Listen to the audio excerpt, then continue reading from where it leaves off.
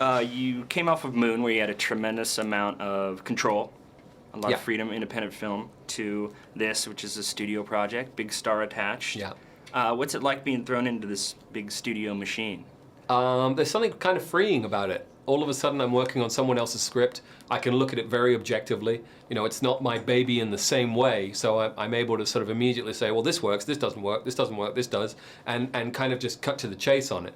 I think in some ways, it was quite, well, freeing. You show a remarkable amount of restraint in this film. You don't give out, the details very quickly. Did you feel any pressure to maybe be a little more open about, hey, maybe throwing a sequence at the beginning, like, this is the source code? Well, I had a lot of faith in the script. I think Ben Ripley did a great job on it. They've been working on it for a long time. And what I loved about it is when you read it, you feel like you're understanding things as Coulter does. And that has to be that's the sign of a good thriller in my mind. And fortunately, I think that's worked out when we've made it into a movie. I had an amazing editor as well on board, Paul Hirsch.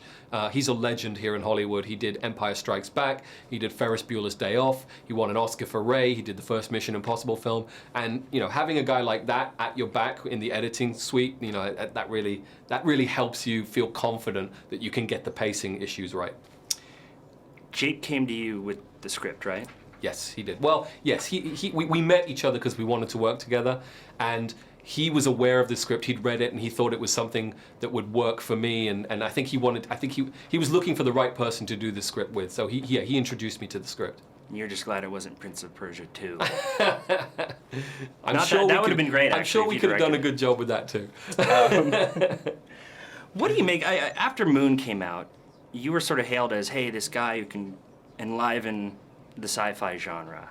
And what do you make of the state of the genre, and what do you see your role in it? I already feel like the old man of the genre. It's crazy. I mean, 2 years ago I was the new guy on the block. Then all of a sudden there's Neil Blomkamp with District 9, and there's Gareth Edwards with Monsters. It's there's a lot of young guys who are doing interesting, really thoughtful sci-fi. So there's a few of us now.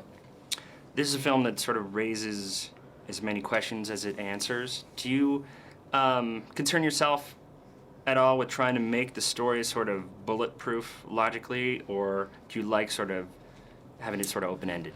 I think Ben Ripley's script originally had, the earlier drafts had much more explanation in them and exposition, and I think he was right to start pulling some of that out. And by the time I got on board, I was kind of pulling out some more, and we were left with the bare necessary bones of the rules of how this thing might work. But really, I think the tone of the film is what makes it work. If it took itself too seriously, I don't think it would work. But the humor that we injected into it, I think helps the audience sort of be invited to take that leap of faith. These are the rules. If you'll just accept those, go with it, you're going to have a great ride. And that's kind of how we approached it. A quantum leap of faith, you might call it. There you go.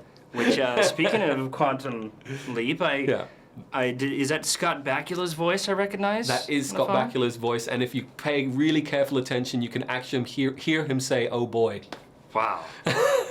And correct me if I'm wrong, but I also think the ringtone, is that the same as the song in Moon? That is my Alfred Hitchcock shadow in the back of shot, yeah. That's tremendous. You also have one of the most elaborate MacGuffins, I think, in movie history, which we can't talk about without giving away any spoilers, I guess. But Mute. Yes. Is that the next project? No, not as a film anyway. What we've decided to do, my producer and I, we are going to release it as a graphic novel. It worked for Darren Aronofsky when he was doing The Fountain. We're gonna make it as a graphic novel, show everyone just how brilliant it could be, and then hopefully we can roll that up and use it to beat the money out of someone to make the movie. Turn it into a weapon. Yeah. I prefer to use graphic novels as weapons. Yeah. Better than reading.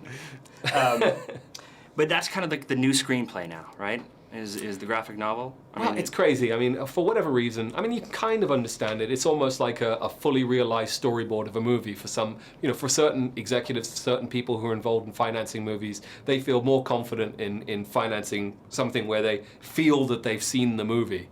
Rather than just relying on an old-fashioned script. So it's helpful for people with not a lot of imagination, but with a lot of money. Absolutely. Awesome.